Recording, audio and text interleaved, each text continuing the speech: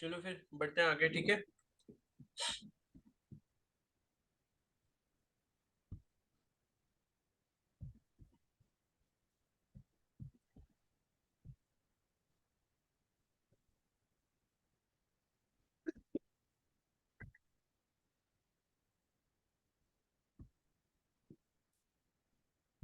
ठीक है, तो मोल का मतलब मैंने बता दिया आपको कि लाइक वन मोल अगर कोई भी चीज होगी तो इसका मतलब है कि उसमें 6.022 इंटू 10 की पावर 23 उतने उसके पार्टिकल्स है, ठीक है।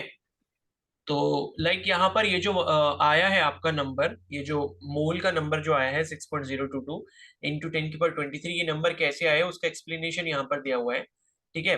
तो ये लिखा है कि in order to determine this number precisely the mass of carbon 12 atom was determined by a mass spectrometer and found to be equal to 1.992648 into 10 to the power 20 minus 23 kg, ठीक है। knowing that one mole of carbon weighs 12 gram, the number of atoms in it is equal to, ठीक है। तो यहां पर क्या है कि इन्होंने क्या लिया, आपका जो मास था जो इन्होंने स्पेक्ट्रोमीटर से ढूंढा था किसका, कार्बन 12 आइसोटोप का, ठीक है। तो इन्होंने क्या करा है, अब इन्हें एक चीज पहले से ये पता थी, लाइक मतलब कैलकुलेशन के अकॉर्डिंग इन्हें ये चीज पता थी कि आपका जो एक मोल आपका जो मास होता है यहाँ पे, ठीक है, one mole mass of carbon, एक मिनट, ठीक है, वन मोल जो यहाँ पर आपका कार्बन है C12, ठीक है, one mole carbon atom, total mass जो है उसका वो कितने के बराबर होता है, 12 ग्राम के बराबर होता है। और हमें एक चीज और पता थी कि एक कार्बन 12 एटम का जो मास है वो कितना है, 1.992648 इंटू 10 की पावर -23 ग्राम्स, ठीक है। तो अब आपको ये पता है कि भाई एक मोल कार्बन 12 का टोटल मास 12 ग्राम के बराबर है और एक कार्बन एटम का मास इतना है। तो आप अगर ये 12 मतलब एक मोल के मास को अगर आप डिवाइड कर दोगे एक एटम के मास से तो आपको ये पता चल जाएगा कि भाई मोल में कितने नंबर्स होते हैं, ठीक है। तो एक मोल मास जो है वो यहाँ पर कितना है आपका, 12 ग्राम है। एक मोल कार्बन एटम का जो 12 टोटल मास है वो 12 ग्राम है।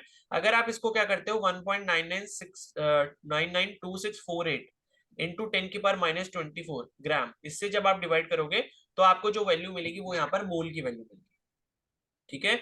ये क्या है, ऊपर जो आपका 12 ग्राम है ये है आपका total mass one mole carbon atom का, और ये जो नीचे आपका मास है ये है एक कार्बन एटम का मास। तो अगर एक मोल का मास ये है, एक कार्बन एटम का मास ये है आपका एक मोल कार्बन का मास, एक मोल कार्बन 12 एटम का टोटल मास, और ये है एक कार्बन एटम का मास, एक सी एटम का मास। तो अगर आप एक मोल कार्बन एटम के मास को एक मास जो एक कार्बन का मास है उससे अगर आप इसको डिवाइड कर देते हो तो आपको क्या मिल जाएगा, यहाँ पे मोल मिल जाएगा, यानी कि मोल में कितने नंबर्स होते हैं वो मिल जाएगा। तो इस तरीके से इसकी कैलकुलेशन होती है। एंड जब आप ये चीज करके देखते हो डिवाइड करते हो तो आपको जो नंबर मिलता है वो ये मिलता है, 6.022 इंटू 10 की पावर 23 एटम्स पर। तो हमें ये पता चला कि भाई एक मोल में कितने एटम्स होते हैं, 6.022 इंटू 10 की पावर 23 एटम्स होते हैं, ठीक है। अब यहां से ये जो आपका मोल कॉन्सेप्ट है, मोल कॉन्सेप्ट में आपको दो चीजें यहाँ पर जो है बहुत अच्छे से ध्यान रखनी है, ठीक है। और एक चीज याद रखना, ये जो आपका नंबर होता है जिसे हमने ये देखा अभी कि one mole is equal to 6.022 into 10 की पावर 23, इस नंबर को हम एवोगैड्रो कांस्टेंट भी कहते हैं या एवोगैड्रो नंबर भी कहते हैं, और इसको हम एन ए से डिनोट करते हैं, ठीक है। ये एन ए आपको दिख रहा होगा इस तरीके से। तो एन ए की जो वैल्यू है वो कितनी है, 6.022 इंटू 10 की पावर 23, ठीक है। और इसको हम एवोगैड्रो कांस्टेंट भी बोलते हैं, ओके। अब यहां पर आपको क्या ध्यान रखना है, दो चीजें जो मैं आपको बोल रहा था, पहली चीज तो ये है कि जितना भी आपका कोई भी अगर मान लो आप एटम लेते हो या मान लो कोई भी आप एलिमेंट लेते हो, उस एलिमेंट का जो भी आपका मास होगा यानी कि मास नंबर होगा, तो एक मोल एटम में उसका उतना मास होगा, ठीक है। कहने का मतलब ये है यहाँ पर कि जैसे मान लो मैं ये कहता हूं कि मैंने कहा कि भाई ये बताओ एक मोल जो कार्बन है, जैसे अभी हमने देखा कि एक मोल कार्बन का जो मास है, ठीक है, वो कितना होगा, 12 ग्राम होगा। अगर मैं ये बोलता हूँ कि भाई एक मोल हाइड्रोजन का जो मास है वो कितना होगा, तो वो 1 ग्राम के बराबर, ठीक है। ये म्यूट करो भाई, किसने अनम्यूट कर रखा है। वैष्णवी म्यूट कर लो प्लीज। ठीक है, अगर मान लो मैं कहता हूँ कि 1 मोल सोडियम एटम का मास मेरे को बताना है कितना होगा, कि भाई सोडियम एटम जो, अगर मैं 1 मोल सोडियम एटम लेता हूँ तो उसका पूरा टोटल मास कितना होगा, तो 23 ग्राम होगा। ठीक है, या मान लो मैंने कहा कि 1 मोल ऑक्सीजन है, उसका मेरे को मास बता दो कितना होगा, तो वो 16 ग्राम के बराबर होगा। तो अब आप यहां से एक चीज ये देख पा रहे होगे कि जो भी मैं यहाँ पर कार्बन, हाइड्रोजन, सोडियम या ऑक्सीजन, जो भी मैं एटम ले रहा हूँ, जिस भी एलिमेंट का ले रहा हूँ, तो उसका अगर मैं 1 मोल क्वांटिटी लेता हूँ, तो वो 1 मोल क्वांटिटी का जो मास है वो उसके एटॉमिक मास के बराबर हो जाती है। ठीक है, जैसे मैंने 1 मोल कार्बन का मास लिया, 1 मोल कार्बन एटम लिया, तो उसका जो मास है वो 12 ग्राम के बराबर होगा। और 12 ग्राम क्या है, यहाँ पर 12 जो होता है, 12 यूनिट जो होता है, या 12 एटॉमिक मास यूनिट जो होता है, वो क्या होता है, वो आपका इसका एटॉमिक मास होता है कार्बन का। इसी तरीके से अगर मैंने बोला कि 1 मोल हाइड्रोजन एटम का जो मास है, ठीक है, यानी कि हाइड्रोजन एटम लेता हूं मैं, 1 मोल लिया, यानी कि 6.022 इंटू 10⁻23 हाइड्रोजन एटम लिए, और मैंने कहा कि भाई उसका मास बताओ, टोटल मास कितना होगा, तो वो 1 ग्राम के बराबर होगा। ठीक है, अब ये 1 ग्राम कैसे मिला, जो हमें 1 एटॉमिक मास यूनिट मिला था वो। ओके, उसी तरीके से सोडियम का मैंने बोला कि भाई 1 मोल सोडियम एटम मेरे पास है, इसका मास बताओ, तो वो 23 ग्राम हो जाएगा। ठीक है, तो ये जो मास होता है हमारा, कि the mass of 1 mole of a substance in grams is called its molar mass. और इसी मास को हम क्या बोलते थे, इसका मोलर मास बोलते थे। ठीक है, इसी को हम क्या बोलते थे, इसका मोलर मास बोलते थे। तो अब ध्यान यहां पर ये रखना कि वो जो आपने पढ़ा था अभी एटॉमिक मास यूनिट, वो एटॉमिक मास यूनिट था। ठीक है, लेकिन ये जो मास है ये आपका मास ग्राम्स में है, तो इस वजह से इसको हम क्या कहते हैं, मोलर मास कहते हैं। जब भी आप यहाँ पर मास को ग्राम में मेजर करोगे तो ये क्या होगा, मोलर मास होगा। और ग्राम में आप तभी लोगे जब आप किसी पर्टिकुलर एटम की 1 मोल क्वांटिटी के बारे में बात कर रहे होगे। अगर मैं बोलूं कि भाई देखो, यहाँ पर एक चीज और क्लियर रखना, अगर मान लो मैं आपको यहाँ पर लेफ्ट साइड में लिख देता हूं, अगर मान लो मैं कहता हूं कि भाई एक C12 एटम का जो मास है वो कितना होगा, तो मैंने कह दिया कि भाई वो 12 यूनिट के बराबर होगा, या 12 एटॉमिक मास यूनिट के बराबर होगा। ठीक है, लेकिन अगर मैं बोलता हूं कि 1 मोल कार्बन 12 एटम का टोटल मास कितना होगा, तो वो 12 ग्राम के बराबर होगा। ये यहाँ पर थोड़ा सा डिफरेंस है। अगर आप एक एटम की बात कर रहे हो, तो एटम का जो मास है, एटॉमिक मास, वो आप एटॉमिक मास यूनिट यानी कि एएमयू में लोगे, या फिर यूनिफाइड मास यानी कि यू में लोगे। लेकिन अगर आप उसी पर्टिकुलर एटम के 1 मोल की बात कर रहे हो, 1 मोल मतलब कि उसमें 6.022 इंटू 10⁻23 एटम्स है, तो उतने की अगर आप बात कर रहे हो, तो उसका जो मास होगा, मैग्नीट्यूड उतना ही रहेगा, मतलब वो 12 था जैसे, तो 12 ये भी रहेगा, लेकिन उसकी जो यूनिट थी वो यूनिट थी, मतलब एटॉमिक मास यूनिट थी, ये जो होगा ये आपका ग्राम में हो जाएगा। और इसी को हम क्या बोलते हैं, इसका मोलर मास बोल देते हैं। मोलर मास मतलब 1 मोल क्वांटिटी का मास। ठीक है, बताओ क्लियर हो गया ये।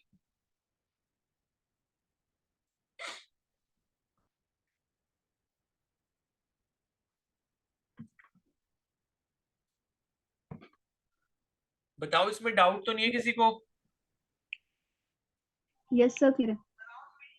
हाँ, बताओ,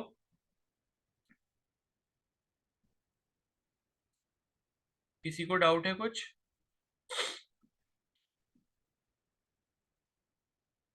आरती समझ आ गया। Yes sir.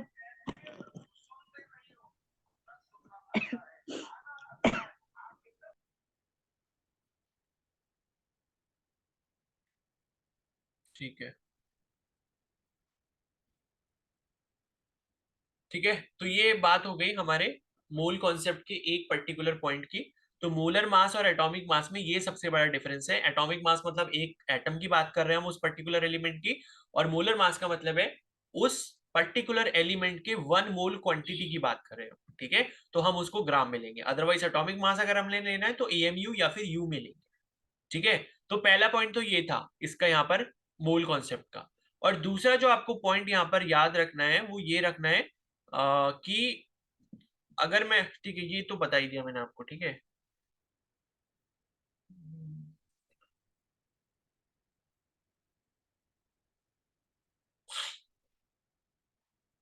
हाँ ठीक है, वो पॉइंट तो मैंने आपको बता ही दिया। ठीक है, जैसे मैं मतलब दूसरा पॉइंट यही था बेसिकली, कि अगर मैं आपसे बोल रहा हूँ कि एक मोल ऑफ वाटर मॉलिक्यूल्स में कितने वाटर मॉलिक्यूल होंगे, तो 6.022 इंटू 10⁻23 वाटर मॉलिक्यूल होंगे। एक मोल सोडियम क्लोराइड की बात कर रहा हूं तो इसका मतलब है कि 6.022 into 10⁻23 formula unit of sodium chloride होंगे, यानी कि NaCl के वो होंगे, मतलब क्या बोलते हैं, पार्टिकल्स होंगे। ठीक है, एक मोल अगर मैं सोडियम क्लोराइड की बात कर रहा हूं तो उसमें 6.022 इंटू 10⁻23 पार्टिकल्स होंगे NaCl के। ठीक है, तो दूसरा पॉइंट यही था। और ये वाला आपको अच्छे से क्लियर हो गया होगा मोलर मास में, और ये जो आपका एटॉमिक मास है इसमें कंफ्यूजन नहीं होना चाहिए। ठीक है, और इसकी जस्ट ऑपोजिट भी, मतलब जो चीज है वो सेम होगी। लाइक मैं आपसे बोलता हूँ कि 23 ग्राम अगर मेरे पास किसका है, सोडियम का है, तो उसमें उसके कितने मोल होंगे, तो 1 मोल होंगे। ठीक है, मान लो अगर मैं आपसे ये बोलता हूं, जैसे मान लो मेरे पास ये है, जैसे मैंने बोला कि how many oxygen atoms are present in 64 gram of oxygen molecules. ठीक है, ये क्वेश्चन बताओ एक बार करके। ये क्वेश्चन करो, how many oxygen atoms are present in 64 gram of oxygen molecules.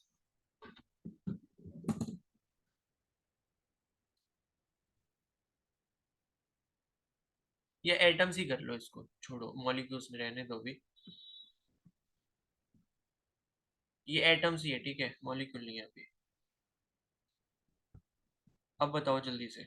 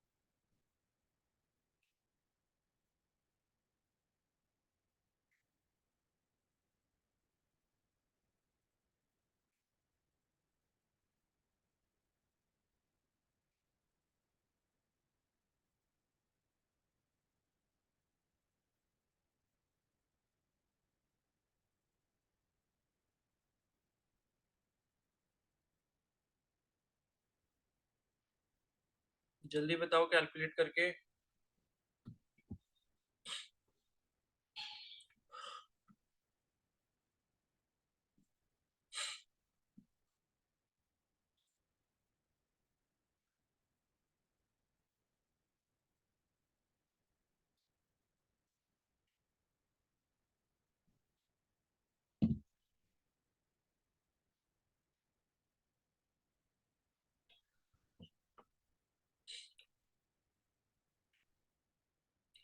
आरती से इजी चेक करो एक बार क्वेश्चन को।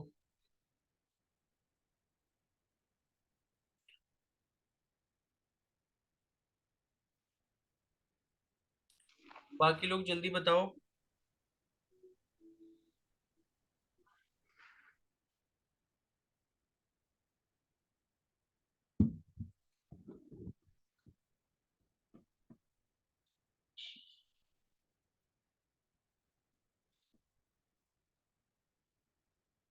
रितु बताओ।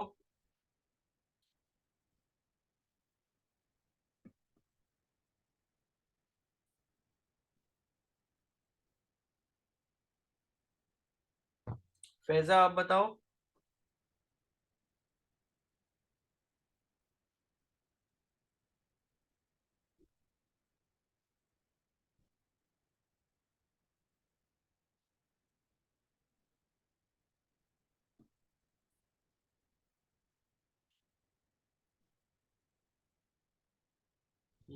स्नेहा सही है, आरती सही है, फैजा ठीक है, श्वेता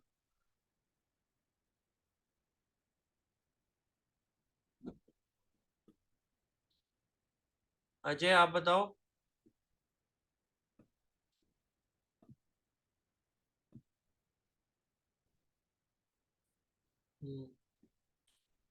फैजा आवाज आ रही है?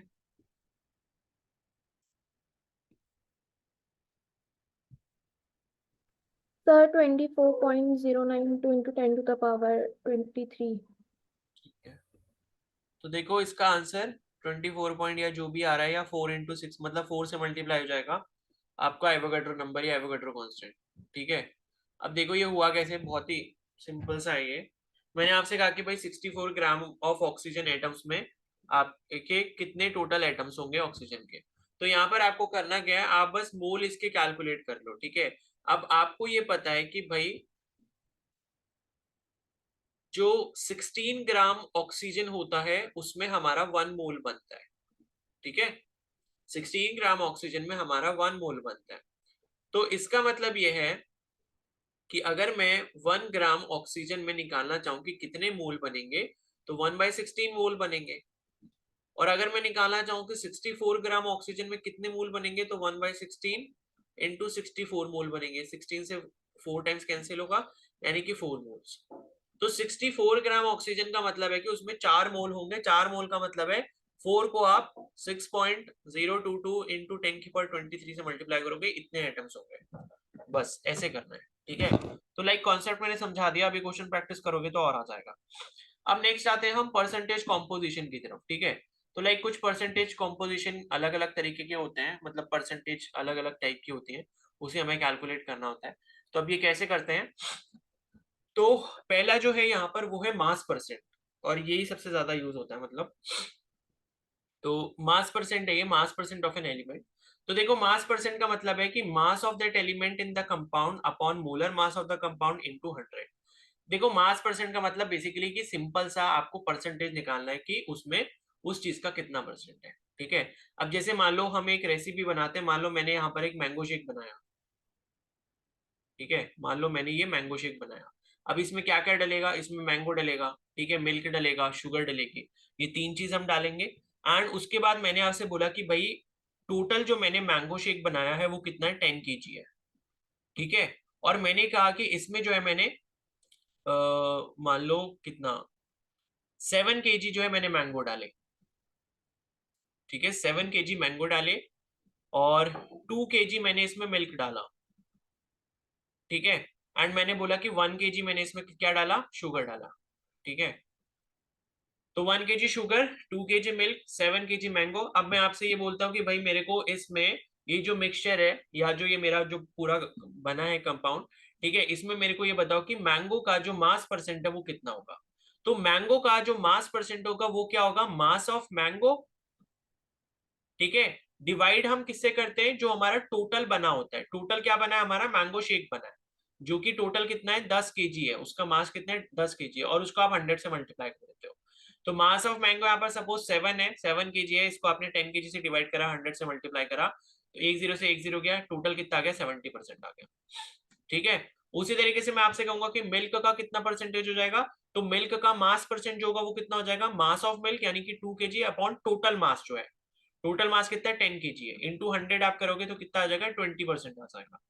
और मैं आपसे इसी तरीके से बोलता हूँ कि भाई शुगर का मास परसेंट कितना होगा, तो 1 kg divided by total mass 10 kg into 100। ठीक है, तो इस तरीके से हम क्या करते हैं, मास परसेंट को कैलकुलेट करते हैं। ये सिर्फ समझाने के लिए था। अब हम आते हैं एक्चुअल उस पे कि लाइक एक्चुअली में हम यहाँ पर केमिस्ट्री में मास परसेंट को कैसे कैलकुलेट करते हैं। ठीक है, तो मास परसेंट का मतलब है कि जिस भी चीज की आप बात कर रहे हो उसका उसमें कितना परसेंटेज है, यानी कि अगर पूरी क्वांटिटी को हम 100% मान लेते हैं तो उसमें से उसका कितना परसेंट है। तो यहाँ पर जैसे देखो इन्होंने एग्जाम्पल समझाया हुआ है कि मोलर, इन्होंने ये बोला है कि भाई जैसे मान लो कि मोलर मास यहाँ पर कितना है, वाटर का 18 ग्राम है, या 18.02 ग्राम है। और अगर मान लो हमें क्या करना है, जैसे हमें यहाँ पर जो एग्जाम्पल समझाया है वो बेसिकली ये समझाया है H2O का। ठीक है, मान लो आपके पास पानी है, H2O है, और आपसे बोला कि भाई हाइड्रोजन का मास परसेंट बताओ और ऑक्सीजन का मास परसेंट बताओ। तो कैसे बताओगे, पहला यहाँ पर हमने क्या निकाला, जैसे हमें पता है कि मोलर मास ऑफ वाटर कितना है 18 ग्राम है। अब मास परसेंट हम हाइड्रोजन का यहाँ पर कैलकुलेट कर रहे हैं, तो आप ऊपर क्या रखोगे, मास ऑफ हाइड्रोजन। हाइड्रोजन के कितने एटम होते हैं, 2 एटम होते हैं, एक एटम का एटॉमिक मास कितना है, 1 होता है, ठीक है, 1 होता है, 1.008, उससे आपने उसको मल्टीप्लाई करा तो 2 इंटू 1.008 हो गया, divided by total quantity. Water की टोटल क्वांटिटी कितनी है, 18.02 ग्राम, और उसको 100 से मल्टीप्लाई कर दिया, ये आ गया आपका 11.18%।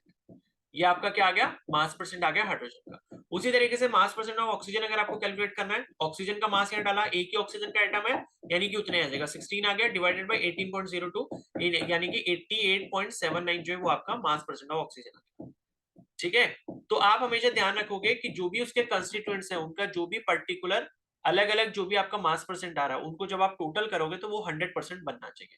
तो यहाँ आप जैसे देख सकते हो, हाइड्रोजन का मास परसेंट 11.18 आ रहा है, ऑक्सीजन का मास परसेंट 88.79 आ रहा है, इन दोनों को जोड़ दोगे तो टोटल क्या बनेगा, 100% बनेगा, ठीक है। तो लाइक ये ध्यान रखना कि जैसे मान लो इस पर बेस कोई क्वेश्चन आता है आपके पेपर में, एमसीक्यू वाले पेपर में, तो जैसे मान लो दो, जैसे सपोज यही सेम क्वेश्चन आ जाता है, तो आपने क्या करा, हाइड्रोजन का कैलकुलेट कर लिया, और हाइड्रोजन का कैलकुलेट करने के बाद मान लो आपको ऑक्सीजन का पता करना है, तो ये देख लो ऑप्शन में से हाइड्रोजन का आप कंफर्म कर लो कि भाई हाइड्रोजन का कौन सा वाला ऑप्शन सही है, ठीक है। उसके बाद जो बचा हुआ दूसरा ऑक्सीजन का है, उसमें उसको जोड़ के देखोगे तो 100% अगर बन रहा है तो उसका मतलब ऑप्शन वो वाला सही हो जाएगा, ठीक है। दूसरा एग्जांपल इन्होंने दिया एथेनॉल का, C2H5OH, ठीक है। तो एथेनॉल का एग्जांपल दिया C2H5OH। यहाँ पर पहले हम क्या करते हैं, इसका टोटल मास निकालते हैं। जैसे अभी हमने मैंगो शेक में देखा पूरा टोटल मास कितना था, 10 kg था। तो यहाँ पर हमने पहले क्या करा, एथेनॉल का टोटल मास निकाला, मोलर मास बेसिकली, ठीक है। तो मोलर मास कितना होगा, कार्बन के 2 यहाँ पर एटम, तो 2 से हम 12 को मल्टीप्लाई करेंगे।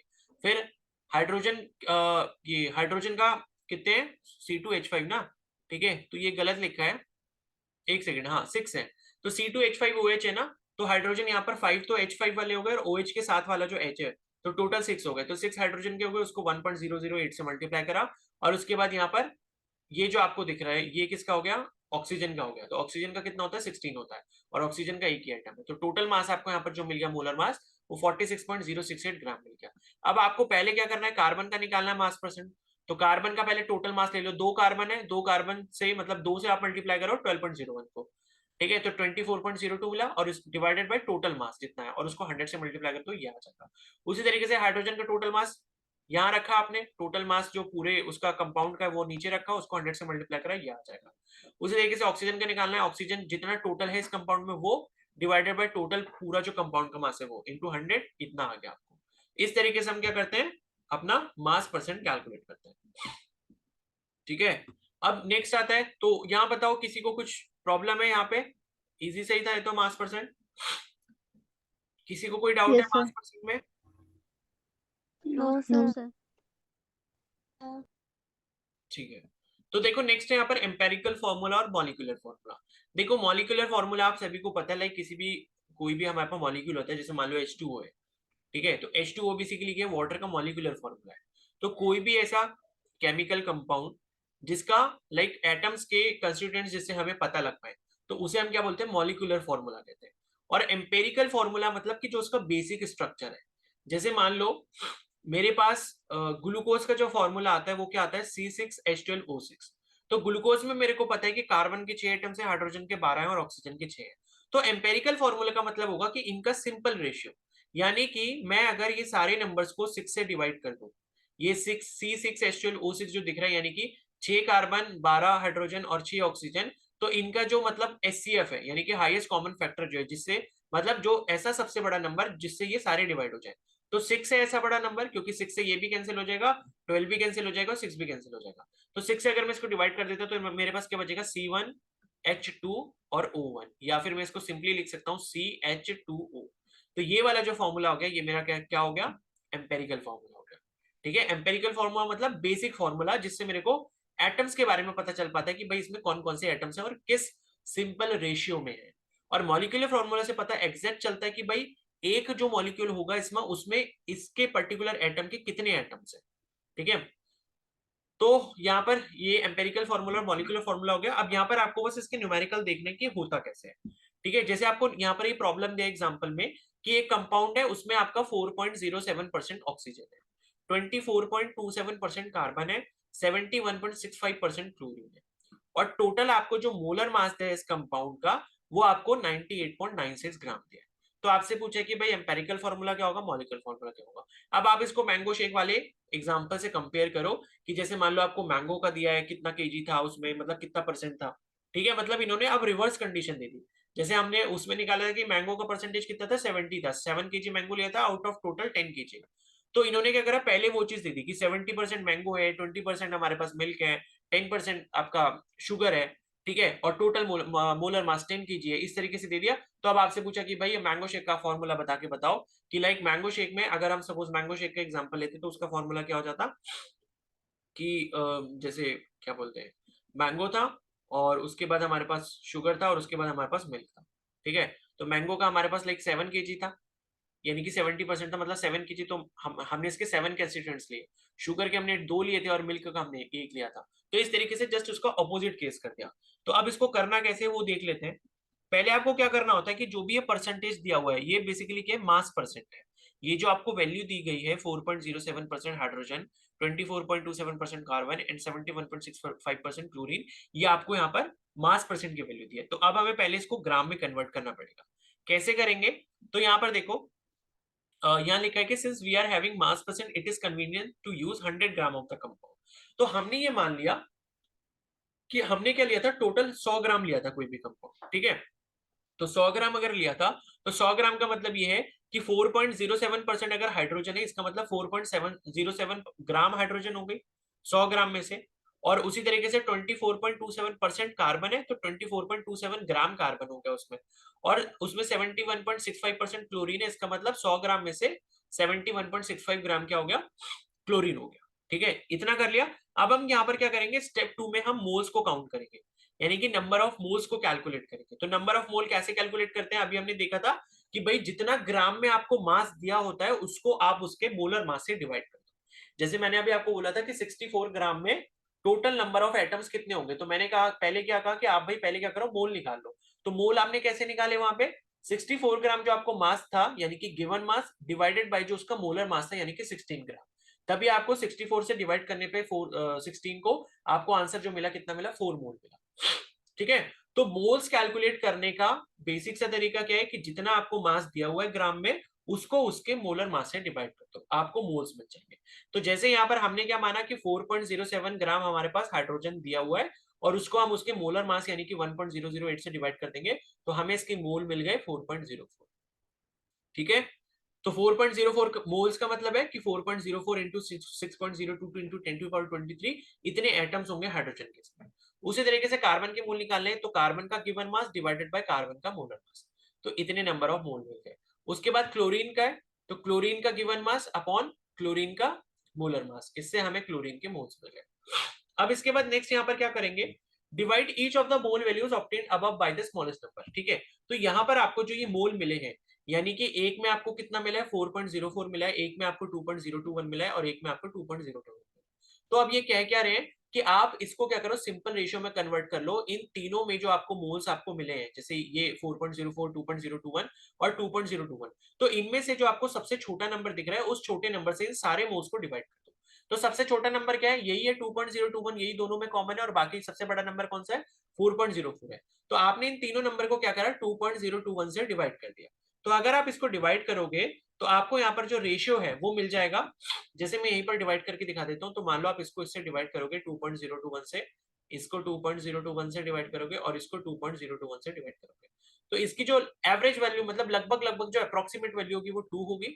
हमें होल नंबर में लेनी होती है, ठीक है। ये हमारी 1 होगी और ये हमारी 1 होगी। तो यहां से हमें इसका सिंपल रेशियो मिल गया कि एलिमेंट का सिंपल रेशियो कितना होगा, तो कार्बन का 1 होगा रेशियो, और हाइड्रोजन का जो है वो हमारा 2 होगा रेशियो, और क्लोरीन का जो है वो हमारा 1 होगा, ठीक है। तो इसी का रेशियो यहाँ पर इन्होंने लिखा हुआ है कि since 2.021 is smallest value, division bye it gives a ratio of 2:1:1, यानी कि हाइड्रोजन कार्बन और फिर क्लोरीन का जो रेशियो है वो हमें 2:1:1 मिल गया, ठीक है।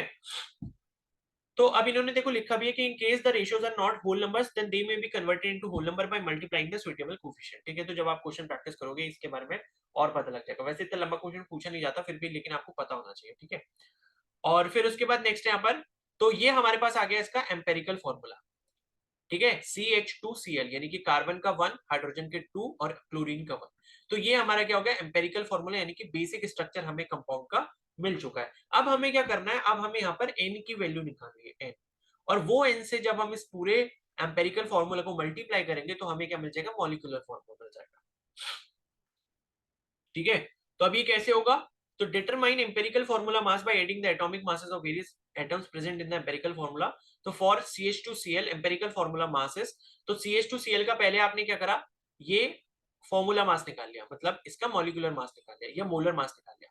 तो मोलर मास जब आप इसका निकालोगे CH2Cl का, तो कार्बन का एक एटम है, हाइड्रोजन के 2 है, क्लोरीन का एक है, उससे आपने निकाल लिया। और टोटल जो आपको यहाँ पर मास दिया था, ये आपको क्वेश्चन में दिया था, टोटल जो आपको यहाँ पर मास दिया हुआ था वो आपको क्वेश्चन में दिया था कि ये जो आपका कंपाउंड बना है इसका जो टोटल मोलर मास है वो आपका 98.96 ग्राम है। ठीक है, तो टोटल मास हमें क्वेश्चन में दिया हुआ था। तो अब हम क्या करेंगे, अब हम ये जो n की वैल्यू है, n की वैल्यू निकालने के लिए टोटल जो आपको मोलर मास दिया था उसको एम्पेरिकल फॉर्मूला मास से डिवाइड कर देंगे। तो 98.96 ग्राम को जब आपने 49.48 ग्राम से डिवाइड करा तो आपको यहाँ पर 2 मिल गया, और 2 जो है वही आपका क्या है, n की वैल्यू। अब इस n की वैल्यू को जब आप ये एम्पेरिकल फॉर्मूला से मल्टीप्लाई कर देते हो तो आपको यहाँ पे मॉलिक्यूलर मास मिल जाता है। तो CH2Cl ये आपके पास आया था, कार्बन का एक था, क्लोरीन का एक था, हाइड्रोजन के 2 थे। तो जब आपने इसको 2 से मल्टीप्लाई करा तो ये क्या बन गया, C2H4Cl2। ये क्या हो गया, ये हो गया आपका मॉलिक्यूलर मास।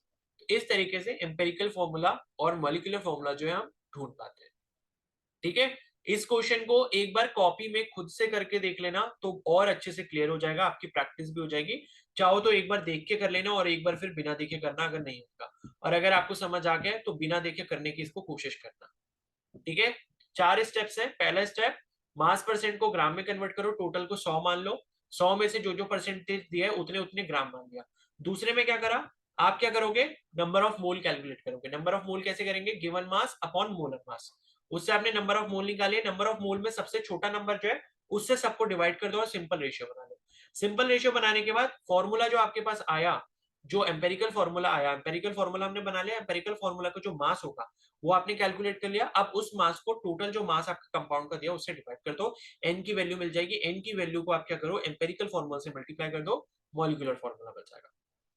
ठीक है, इस तरीके से जब मास परसेंट आपको दिया होता है और टोटल मास यहाँ पर कंपाउंड का दिया होता है तो आप क्या कर सकते हो, एम्पेरिकल फॉर्मूला और मॉलिक्यूलर फॉर्मूला ढूंढ सकते हो, कैलकुलेट कर सकते हो।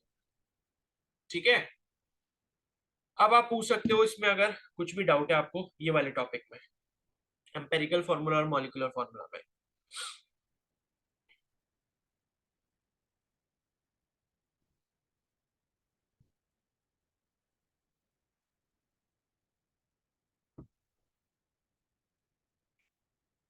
बताओ, क्लियर है नहीं है या डाउट है कुछ।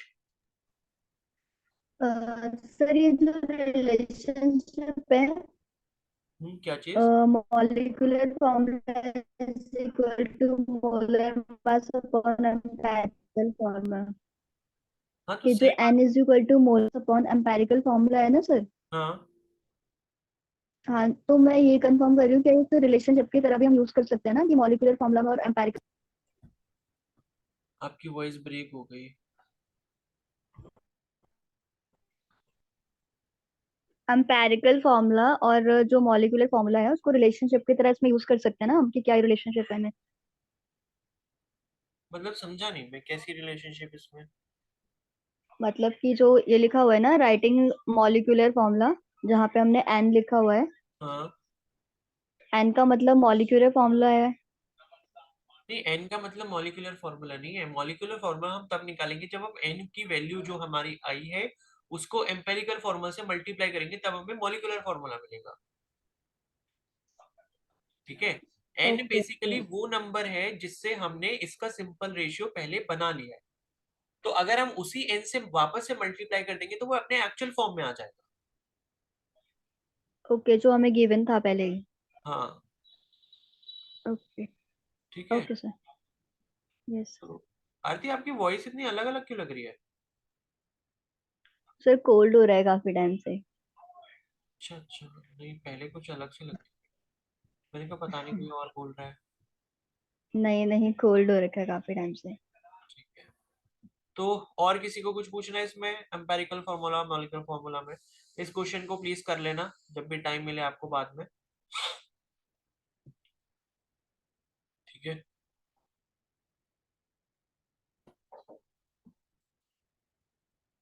चलो फिर अभी इसके तो अभी थोड़े से टॉपिक रह गए, वो अभी तो हो नहीं पाएंगे फिर। तो ये बताओ अभी टेस्ट देना है या नहीं देना है, या फिर अभी मन नहीं कर रहा है? अगर ऐसा कुछ है तो बता दो, फिर टेस्ट कल ले लेंगे।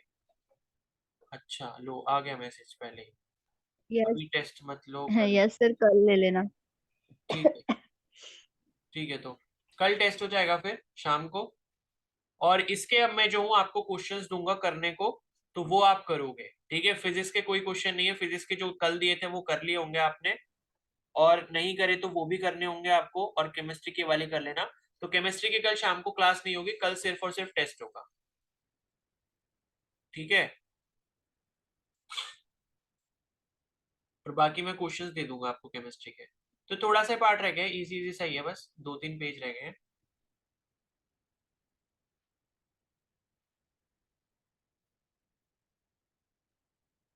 ठीक है, तो फिर अब आप या एक काम करेंगे, कल आप ना इसको कर ही लेंगे। चलो ठीक है, देखते हैं कल फिर, ठीक है। जैसा भी होगा मैं बता दूंगा, ठीक है। फिर अब आप लीव कर सकते हो। Okay, bye, take care everyone.